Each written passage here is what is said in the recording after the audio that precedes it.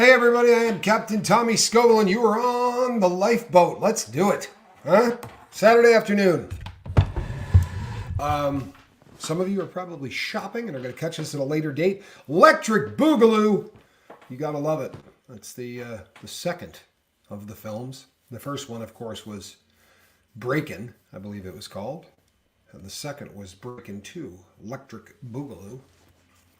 Yep, flashing back to the 80s and a little breakdancing. So I wanted to come on today because yesterday we did a video. You guys might have caught it. In the I did it with AA Ron from the AA Ron Growing Up in Scientology channel.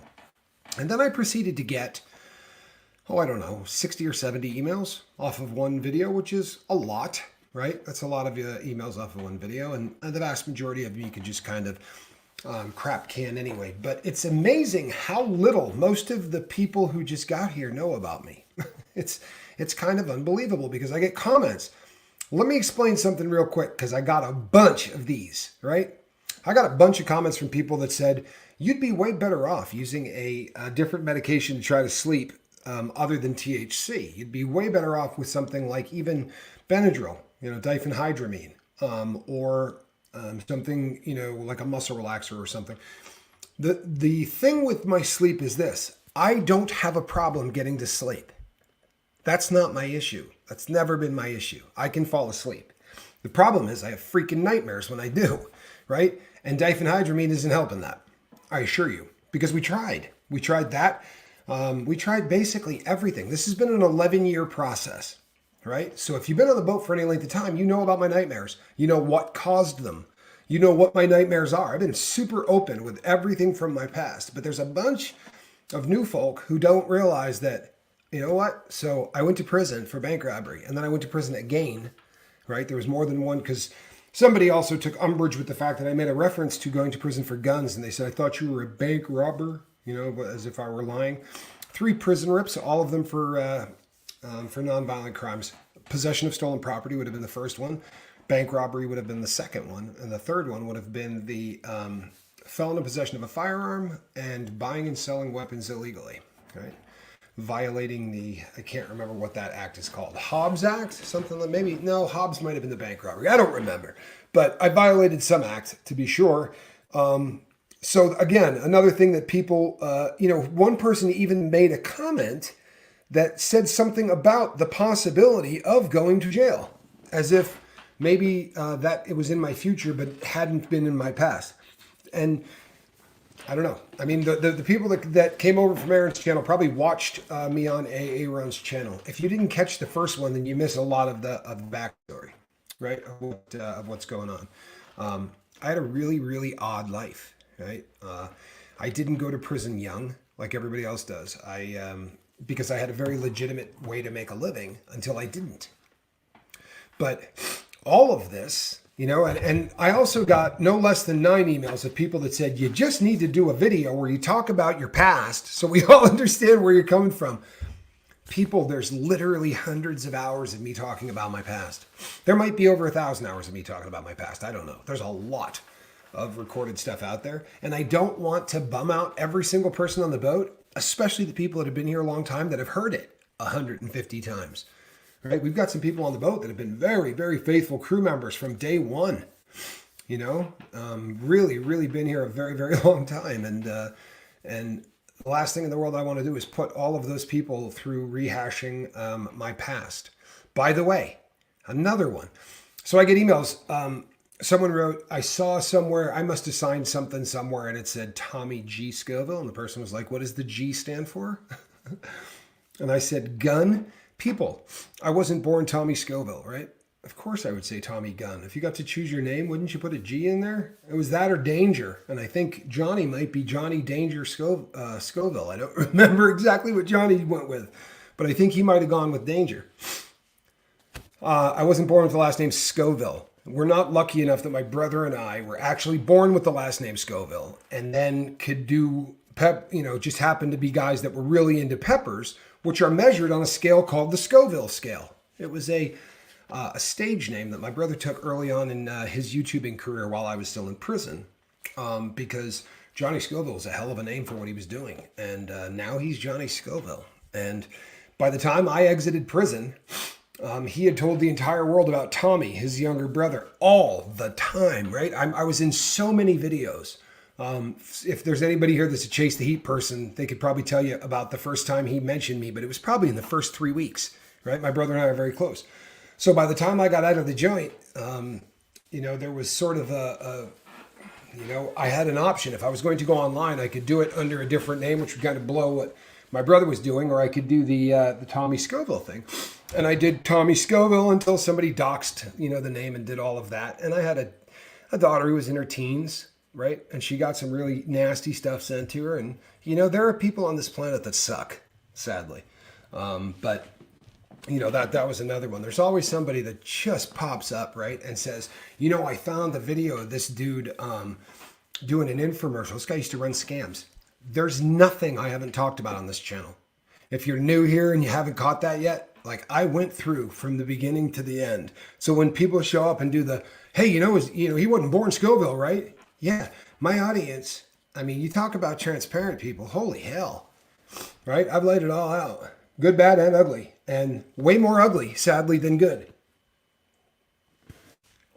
But I am what I am, And I respect anybody. There were some people that took some disagreements with things that I said. And we even went back and forth on them a few times. And I think I may have learned a little something. I understand where this guy was coming from in his assessment. And he just, look, if you're not yelling and being a jerk, or if you're not calling my friends names, right? Don't call my friends names. Don't pick on my friends. Don't pick on the crew. And we can have discussions. I really want so much for everybody here. I don't know. I want everybody here to sort of strive for this kindness thing, man. Let's default to it. All right, get me through the holidays. You can all be jerks after that. But this is the holiday season, Somebody sent me a really lovely email talking about the sacrifices of me doing 3 shows a day during the holiday season. I don't like the holiday season. I need this as much as anybody on the lifeboat needs this. I appreciate the thanks. I'm no saint, people. I promise you. I'm not. I really am not. And I'm no guru or any of that. I'm just another one, just like everybody else. Just needs a little peer support. We're trying to get through the holiday season like everybody else, right? This is my 9th Christmas without heroin, which is a pretty big friggin' deal, right? I'm pretty fired up about that. But I got to get through it, just like everybody else here. And this holiday is not all that much fun. SJ says, I need this too. I'm not a holiday person either. The more people that write to me, the more I realize that nobody is a holiday person. Even the people who are holiday people aren't holiday people. Tommy, we need to get you a Liverpool FC jersey. Well, there you go. Let me tell you something about this jersey. This jersey was actually given to me by a player, right? Who plays on a minor league ball club. Pretty cool. It's a friend that is on one of the farm leagues, farm teams or whatever. Really, really great soccer player who happened to marry into my family. Mexican guy. Unbelievable athlete. Incredible athlete. And a good dude. Just a solid dude. He's got 2 great nephews of mine. He just had the baby that we were announcing a little while back. That's the soccer player's boy. Finally made alive. Well, that's worth saying hello to, isn't it? Huh?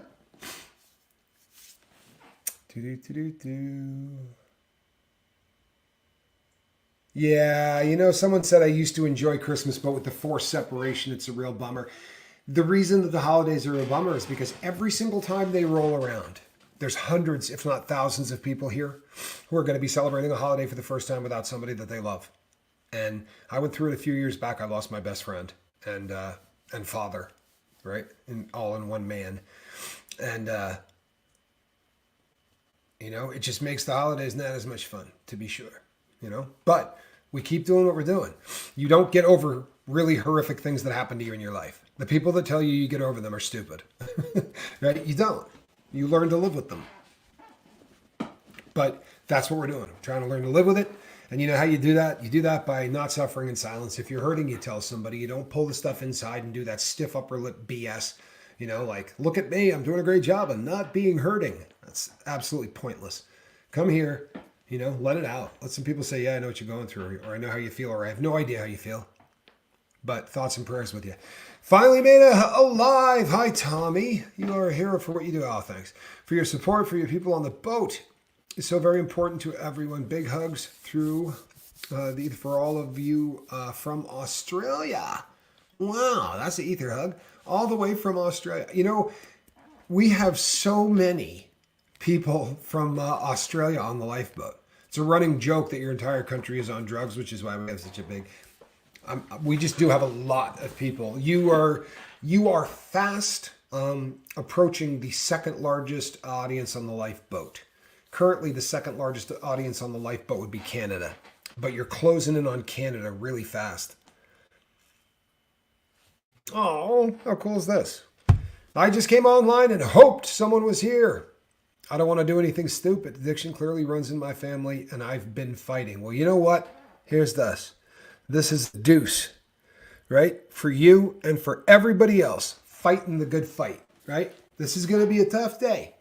It is, right? Every weekend of this season's going to suck for somebody on this boat, I promise.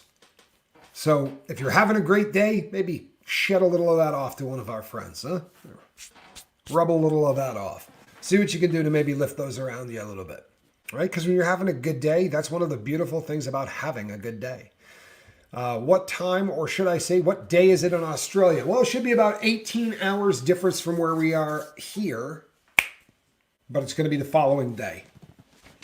And I know this because my business was run for the longest time by an Aussie as well. My purchasing agent for my watch company is an Aussie, and she did all of the purchasing for all of the watches from Australia.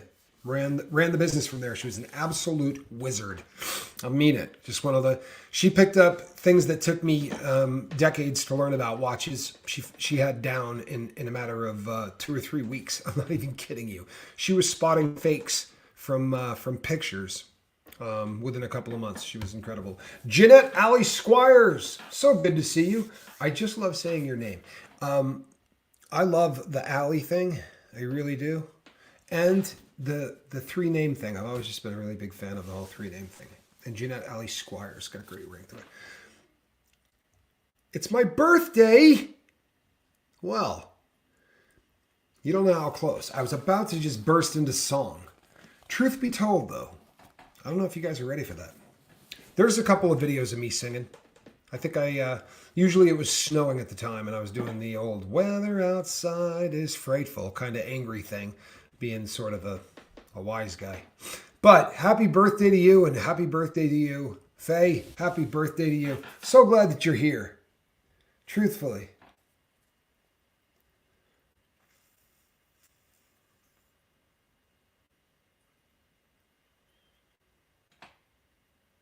Oh, my Lord. Oh, my Lord. Thank you. I really need the support of not being alone right now. My husband is sitting here also. My family has hidden this for so long. Money covers a lot, but not overdose. My poor parents. Thoughts and prayers for you and for your parents. And you know, I'm so tired. I'm so tired of hearing about people that lost loved ones. I really am. All I want for Christmas. A little border security.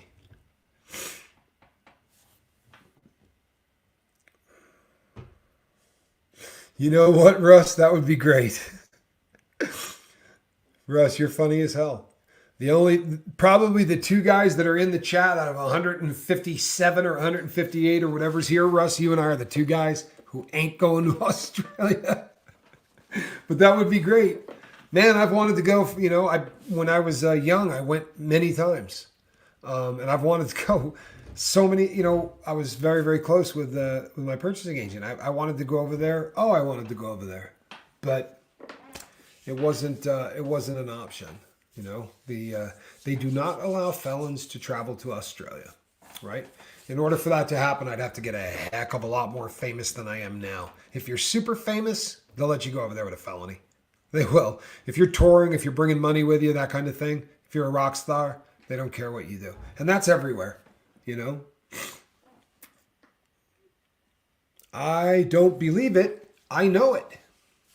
We have more addicts than any other country, to be sure. Per capita, we are not number one, believe it or not, but we're in the running. I'll tell you that. Currently, I know that for a fact on the opioid epidemic front, per capita, right, the worst is Israel, and America is second. Let me say that one more time. The worst is Israel, right, for fentanyl and overdoses and stuff like exactly what we're going through. Israel per capita is the worst. The United States is second. If that seems odd to you, it should. Considering that we are so far apart, they're nowhere near a border, you should really ask yourself, how the hell does that happen? How the hell is all that synthetic fent hitting the streets in Israel the same way it's hitting the streets in the U.S.? That ought to be a question that everybody scratches their head about.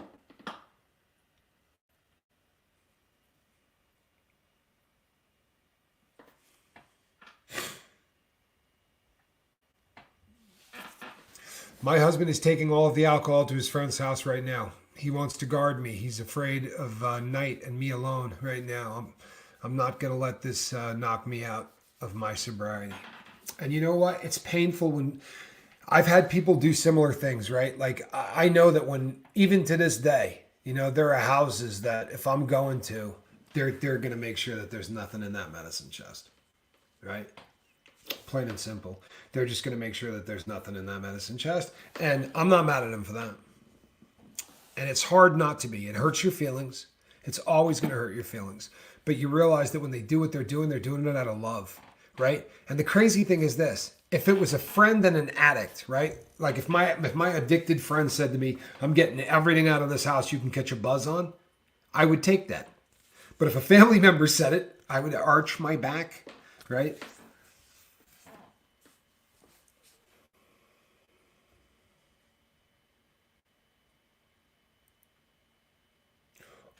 Oh, I understand. I know that her sister just overdosed.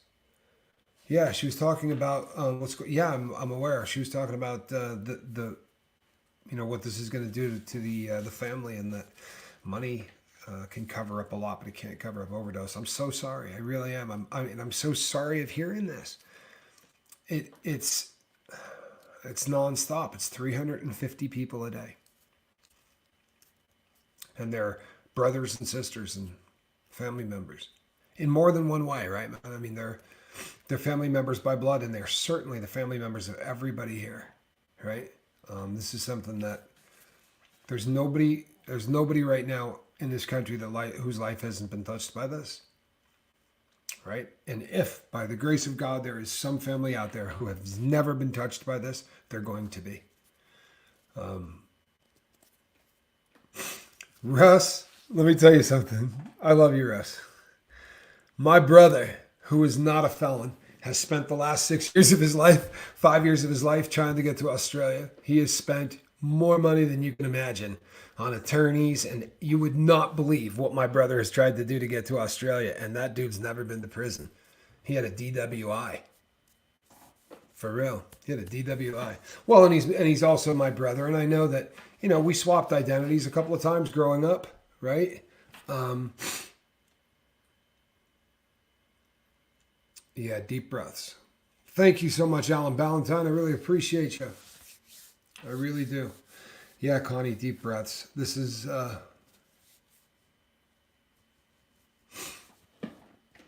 I'm so sorry. I can't tell you.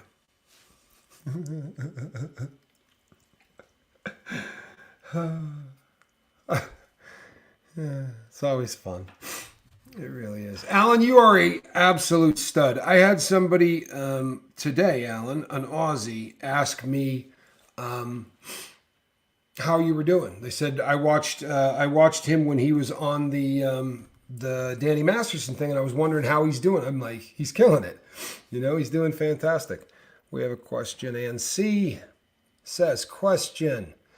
I have heard about being really sober, but what does it mean to be dry sober? Okay, so the term dry sober or dry drunk is a term that people use. Really sober, but what does it mean to be dry sober? Okay, so not bad. I don't know how that happened. So people who are dry drunks, or people that we use around here on the lifeboat, we use the term white knuckle sobriety instead. What it basically means is you've eliminated the chemicals from your life, and more often than not, what you didn't do is eliminate the lifestyle. So you're living the exact same life that you were living, right? You're hanging out with the same people, you're doing the same things, you're going to the same places, but you're just not getting high. If you continue to do the same things that you were doing before, and you somehow manage to stay sober, that we call that a dry drunk or a white knuckle sober, right? I'm sober, that kind of a thing. And it really is what you're trying to avoid, I think, in sobriety, right?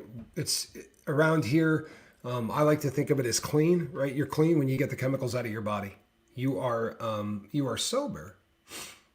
It depends on how you look at it, I guess, Bria. I mean, yeah, I really successfully beat opioids.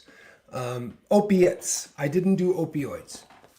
Opioids came after I was off of heroin, but my drug of choice was tar heroin or pharmacy pills. But I went away right around the time that there was this shift from heroin to fentanyl, right? And that's the difference between an opiate, which comes from a poppy, and an opioid, which can be made in a lab. The opioids, the lab-made stuff, they can continue to manipulate and make stronger and stronger and stronger. And there really isn't a ceiling, right? There is no limit to how strong you can make it. Whereas with an opiate, you are limited by the strength of the poppy. You can only get as strong as that plant is going to get. And there are stronger poppies, right? Some regions grew stuff. Hey, Huckleberry, there are some regions that grew stuff that was always known to be stronger. Among people that were really into it, there is a region in Mexico called Navarrete, and which is down. There's a mountain range near Puerto Vallarta, and they were growing stuff there for a period of time, and that was usually considered the better of the product, so to speak. By the way, usually when someone says, "Did you really beat opioids?" what they mean is, "I don't believe that you did."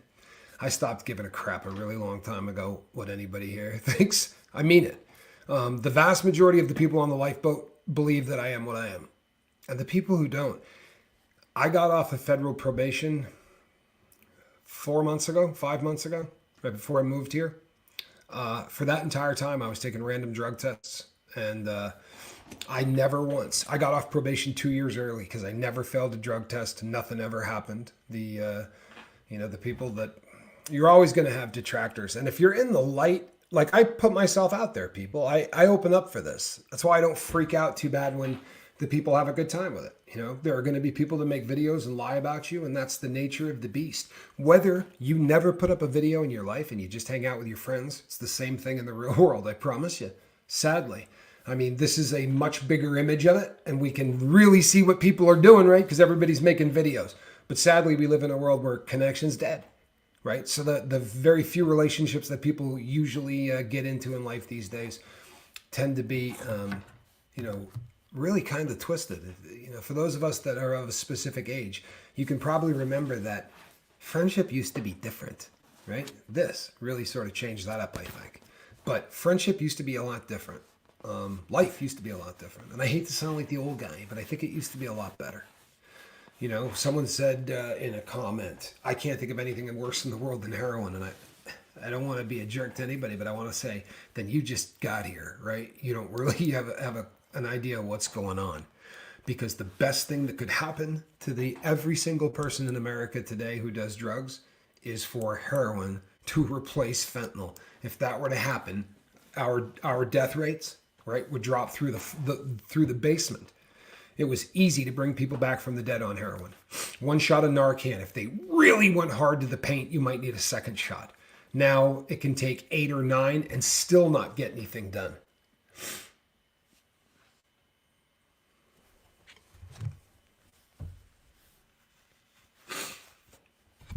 I have only read reports about this. I do not know anyone. Why does that not come up? There we go. Tommy, I have complex PTSD and have been prescribed ketamine troches, I think, 120 milligrams daily. Do you know anyone doing this and having success with it? I don't, right? Personally. That said, that's not because there isn't anybody having success with it. I don't know anybody that's failing with it either. The people that I know that are doing treatments for complex PTSD, and this is not because they chose one over the other. It was simply an affectation of like where they live, right? They can't go this is their opportunity, right? The people that are working there do treatment with, what should we call it? They use psilocybin as opposed to using the other.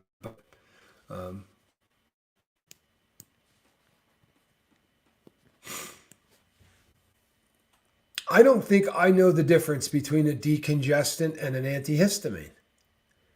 And now I feel kind of ignorant because I kind of thought they were the same thing.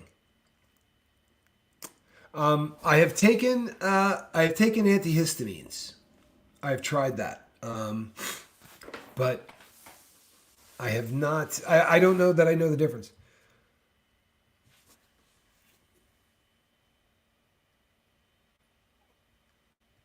The whole system does need to be better. Flonase, thank you. That was another one that somebody else recommended that said that was excellent. And my understanding is I'm going to need a prescription for the Flonase, correct? That's a by prescription product. So gonna have to give that a shot. So the things that I've read on the ketamine treatments have been great. They're having a lot of success using ketamine. So the fact that I say I don't know anybody that's doing well with it, please don't take that to mean anything horrible. But to all of you that want to help me get to sleep, people, getting to sleep's not my problem, right?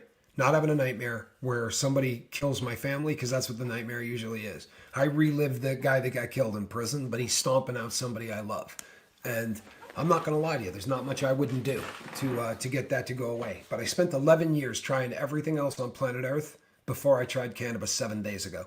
I'm a guy that runs an anti-drug channel, right? Taking weed was not something I did lightly.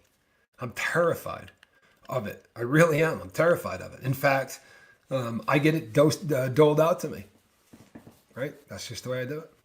Because I'm that guy. But I don't dream on it, or I don't remember the dreams, and they don't wake me up screaming. And there's not much. Tell you what, if you've never had night terrors, people, God bless you, and I'm happy for you. But if you've had them, I promise you, if they said all you got to do is slam your finger in a car door before you go to bed, I would do that. I'm not kidding, right? Watch your kid get killed a couple of times. There's not much you won't do to make that stop. And then you start getting, when that happens, you start getting really freaked out about the crap way before nighttime, right? 6 o'clock, you start going, oh God, man, sleep is... Phenylephrine is a decongestant in tablets, but proven to be ineffective. Thank you, Andrew. Thank you. I'm researching a bunch on it right now. I got to get something. Honestly.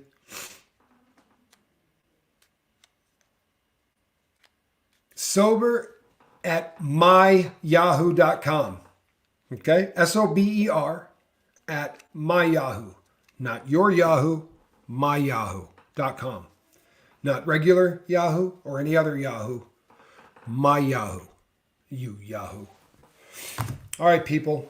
So do me a favor, honestly, if you're brand new to the boat, go catch a couple old shows. Seriously, watch a couple of the old ones and get a little bit of the backstory. I'm not a PhD, people. That's not how I got here. Catch a little bit of the backstory, see what it is I do here. I don't pretend to be a counselor. I don't. It's not what I do, right? What we do here is peer support. We are of the very simple belief that the opposite of addiction is connection, and that when you are around people who understand what you're going through in life, right, it's a whole lot easier to heal. You can talk about your problems without spending 45 minutes at the start of every conversation trying to explain the unexplainable. Let me get this straight. You robbed banks, went to prison, got out, married a lawyer 10 years younger than you who looked like Britney Spears. This was your life going forward, but you decided to do heroin again? Why would you do that? Okay, I can't explain that. But I don't have to explain it to a drug addict who understands why the unexplainable gets done every time until we figure out a way to make it not happen again, right? That's why this whole group thing works. Question: does everyone that's given Narcan crap on themselves? No. You can't... by the time Narcan is being administered, the person who it's being administered to is never conscious. The reason that the Narcan is being given is because the person who's doing the drug is unconscious, at which point Narcan is administered. It used to be in a needle and you would go butt cheek, shoulder blade, like around in circles, right? So as many shots as was necessary, but with the fent stuff, you stick in somebody like a freaking pincushion, right? So they came out with a nasal spray version of it. And you put it up the nose like you would Afrin or Flonase or anything else, and you give it a squeeze, and it gets into the system, and it kicks all of the opiates off of the mu receptors, knocks them right off the receptors, and the addict usually sits up angry, right? They went from really, really high, thinking that they were enjoying themselves, not realizing probably that they were dead, to wide awake and dope sick. More dope sick than they've ever been. Because they just went from having enough dope in their body to overdose to nothing in their body and they're dope sick. They wake up really angry. I've brought a lot of them back and none of them are very happy. I'm happy to hear that you caught that. Happy Puffin says, your show with Esoteric Atlanta answers all of the questions. If you are worried, hey, if you are curious at all about the Drew Peterson thing, get over to Esoteric Atlanta because I tell the entire story, people. The entire story. If you missed it yesterday, go over there right now. If I could get a wrench to put up a link to Bryce's channel over at Esoteric Atlanta, we talk about the Drew Peterson case, and we tell the whole thing. You want to know what happened? Go over there right now. You're going to find out what happened, and that's a fact. Have I seen the Hulu show Dope Sick with Michael Keaton? I thought it was great. I did too. It was excellent. It was excellent. It was very, very well made. Vixen, you want to see something funny? Let me show you something here. Just because I happen to have just sent this to Bryce earlier. And I'm not putting this on a thumbnail because it's embarrassing is what it is. But check that out. That right there would be old me and Drewski. Yeah, that's me and old Drew Peterson there. Back when I had a beard and a ponytail. Right? Guy is... But it's over there, just in case you thought I was making that up and I had never seen the guy. Old Drewski. Drew's going to die in prison. And that is really something that should happen. That is not a guy that needs to be around other people. He killed Stacy. If you go over to Bryce's channel, I'll tell you how he killed her. I'll tell you what he did with her afterwards. And before you start yelling, you know who you should have called, and you should go over there and hear the story. Once again, catch the whole story. Fent is so scary. My father is an emergency responder in a very rural area in Canada. And he's told me that he's seen Fent overdoses there. I shouldn't be shocked by it, but I am. And now what we're seeing everywhere is this mixture of fentanyl and xylazine, the animal tranquilizer. And they are selling this stuff. The street name tends to be Trank, right? Zombie dope is another one you hear, but they're mixing two respiratory depressants, which is an absolute recipe for disaster. This xylazine stuff that people are doing, I mean, it is honestly, you talk about a recipe for disaster, they're going to get addicted to the xylazine, which is like being addicted to a benzodiazepine. So if you cold turkey off of it, it's going to kill you. And Narcan doesn't do a damn thing on it. And that's a fact. See, I knew someone was going to... Yeah, I did look like Carlin, didn't I? I'm telling you, people. I really did. I got other pictures. It's way worse. There's a side picture of me I'm not showing you, but there's a side picture of me that I look so much like Carlin that the first time I saw it, I thought, that dude looks like Carlin. And then I realized it was a picture of me, and shortly thereafter, I shaved my dome again. Yeah, Trank. Bad stuff, man. Bad, bad, bad stuff. The Trank's no joke. And it has been found in every state in the United States of America. I had been saying for the longest time, you know, we've had busts in 20 states. We've had busts in 35 states. Now, every single state in the U.S., including those not attached to the mainland, right?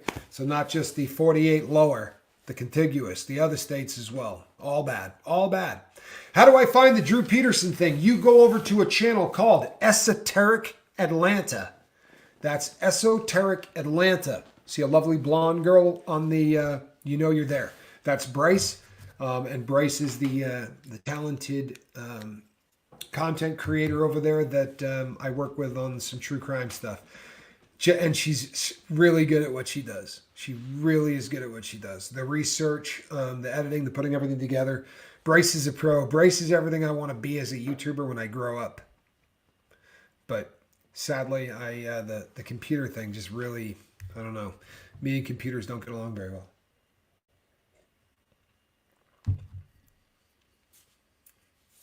You know what? No, it's a great idea. It's a great idea. Keep getting. If you have the ability and the capacity to stock up on Narcan, do it. You're never going to regret it. You're never going to regret having it, and you're never going to think, "Oh crap, I had too much of it." Right? But to not have enough of it is heartbreaking.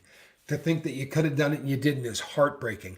And you know what, people? In the old days, if you didn't have Narcan, just keeping it real, if you didn't have Narcan, but you knew what you were doing, you could save that person's life. Sternum rubs, beating the crap out of them, putting ice cubes, you know, and basically making their life a living hell. Hitting the bottom of their feet, things to shock them back up, right, into breathing again, and then walking them around, cold water, all of those things. You could bring a person back from the dead on heroin. In fact, nobody had ever OD'd in my presence that we couldn't bring back. It never happened once in my career, and I did it for a long time. But you can't do that with this stuff, right? You can't do that. You're going to need to give the person Narcan, right? That's what you're going to have to do, and you're going to have to do a lot of it.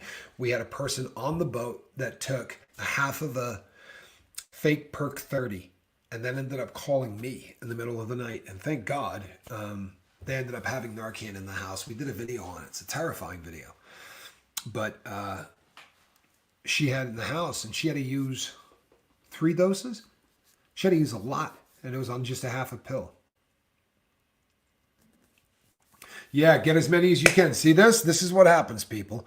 Connection happens, right? And now Nancy's saying, didn't know that. I'm going to get 2 a month now. Thanks, Nancy. Yes, thank you, Nancy. Thank you, Nancy. The more people with this stuff, the better a chance you got of saving somebody's life. And I mean legitimately saving somebody's life, right? People are forever saying we saved their life here on the boat. We don't save addicts. Honest to God, we don't. Like, we help people. We do peer support, and we're here. But addicts save themselves, I promise. But you give Narcan to somebody that's unconscious, you're saving a life. You're bringing somebody back from the dead. That's real.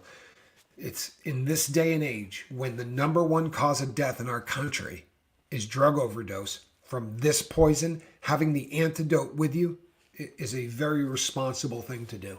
I would leave 2 or 3 of them in my car, and I would have a couple of them, at all times. Right? That's where you're definitely going to end up seeing somebody on a park bench. That's usually where I see unconscious people. You know, park benches laying on the ground. It's horrible. It's sad. And you know the horrific thing is, a lot of those people serve this country, and that's how we help them. Right? That's what we do when they come back. The number of our heroes who come home and end up homeless is disgusting. It's disgusting. It really is. Oh, you live in Western Seattle. Oh boy. Franklin says, I have 3 homeless camps in 1 mile of my home in West Seattle. Yeah, these are popping up all over the planet, sadly, and definitely all over the United States. It's tough. It really is. It's tough. But you know what, people? thank God, right? All of us here today got the ability to. Right? You're on a device, which is a pretty good sign that we're probably all doing a little bit better than a lot of those poor people.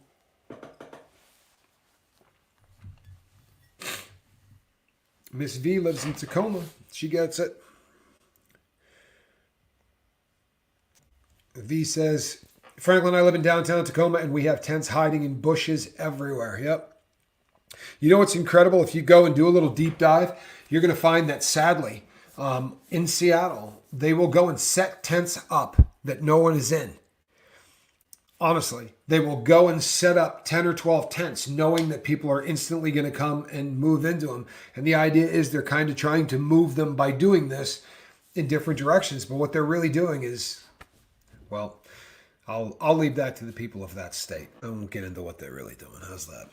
It sounds a little political. AB says, question, do you ever think we are living in a simulation and our path is chosen? I do not believe that we are in a simulation and that our path is chosen. And I'm going to leave you with this one because I think it's fascinating.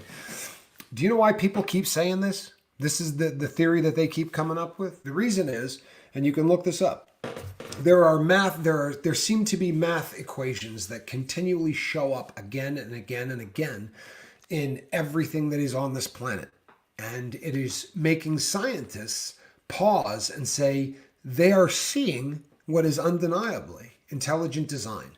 So the people on this planet like Elon Musk and some of the other really big thinkers say, well, then obviously we're in a computer of some sort. And this is a simulation of some kind, right? I believe that there is intelligent design, but I don't believe we're in a computer. But I guess that's everybody's, that is what everybody's on this planet to figure out, right? Who are you, right? Who am I? What am I doing here? And is this a computer simulation? Wait, that's not it. Who am I? What am I doing here? And what happens when I die? Those are the big three. The computer simulation there is something, though. Okay, this is a great question. What is my opinion on the soft white underbelly channel? Well, it's funny that you asked this question right now. Because if you had asked me this question 2 weeks ago, I would have said that I think they're doing unbelievable work. And the videos that they put up are capturing. They put up stuff that really, I mean, there's shock value to it and all of that. But I think it's content that you can't not watch, right? It's very difficult not to see. I mean, it's once you start watching Soft White Underbelly, you're going to continue to go back to it. That's my theory, right? And I know a lot of people that are very into it. The last video, or the second to the last video that they shot, was of a prostitute. And if you've never watched Soft White Underbelly, this is standard operating procedure. They highlight the soft white underbelly of society, and they bring to you stories and people that you would never see. This girl was a 13-year-old prostitute. And when she came on, she was dressed in a really small pair of like boy shorts and and like a bikini top, a pink bikini top. And I don't know, man, that video is messed up. Like, I don't think that video should be up. Right? I really don't. I think that even if you're just interviewing, you're interviewing a 13-year-old prostitute, you're exploiting her. I don't think that we should be watching videos of 13-year-old prostitutes. That one really bummed me out, I'll be honest. Other than that, I've really liked their work. I just don't know how you film that, right?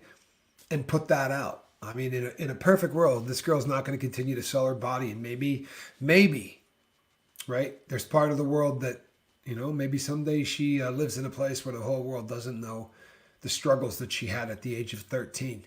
But to highlight the struggles like the way they did, I think it's exploitive. I think it's low budget, in all honesty. And to the point where I don't even know if I'll go back and watch any more videos. Like, I'm that kind of bummed out. But everybody's got to do their own thing. I'm not trying to start anything or throw any dirt on them. They're a huge, massive channel. They're wildly successful. And again, I think they've done some great work. But I don't think you put up a video of a 13-year-old prostitute.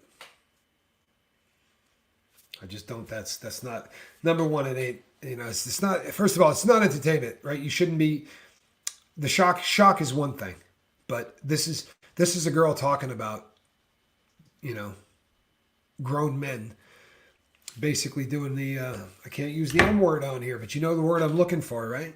She's talking about systematic abuse, and these guys are filming it. I got an idea. Do something about it, right? Maybe filming a video isn't the way to help this kid. You know, obviously, she doesn't have a lot of help in the parental department. That's pretty obvious from the video. But that doesn't mean that everybody else in the world has to act like her parents. And I kind of feel like that's what Soft White Underbelly did. And that's all I got to say about that. That's going to be it. I really appreciate all of the new folk. About 52% of the people that watch our videos these days are not subscribers, right? If everybody who watched our videos these days were subscribers, we'd have about 50,000 of them, right? Because we've got a lot of people that are watching videos right now. Do me a favor, right? If it's the convict thing, get over it, right? You're coming here, you're leaving content, hit the subscribe button, right? Become part of this. Join the boat. Get on board. I promise you, the beautiful thing about this is that every time somebody comes here and brings their experiences from their past, they become part of the tapestry that is this channel.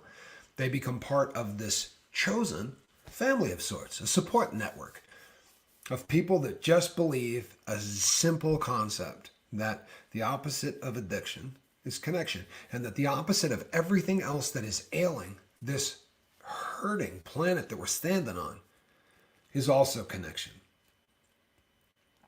Right? So let's see what we can do to connect with one another, especially during this holiday season, because this is a tough time of year, man. It's a tough time for me. It's a tough time of year for me, and I run the lifeboat, right? You would think I might not, I spend all day, every day thinking, reading, and talking about rehab, right? This is a tough time of year for me. So I know it's a tough time of year for a lot of other people. Well, I'm glad that you subscribed. Nice. That's what I like to hear. See that? We got a new subscriber, people. We're going to hit 16,000 today.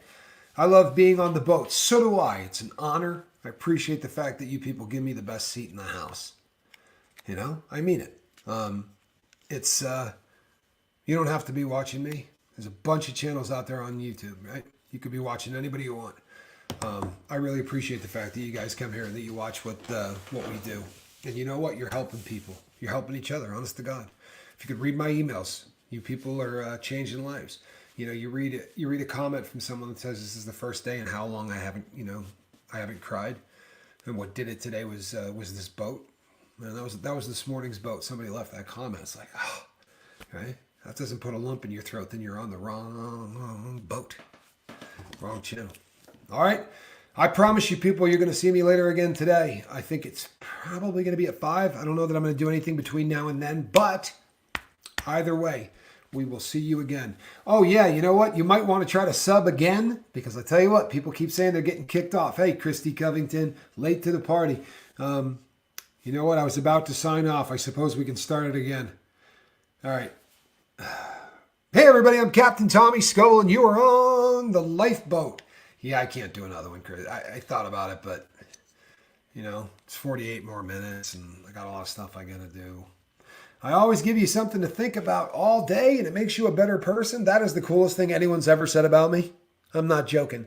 That may be the coolest thing anyone has ever said about me. I know, people.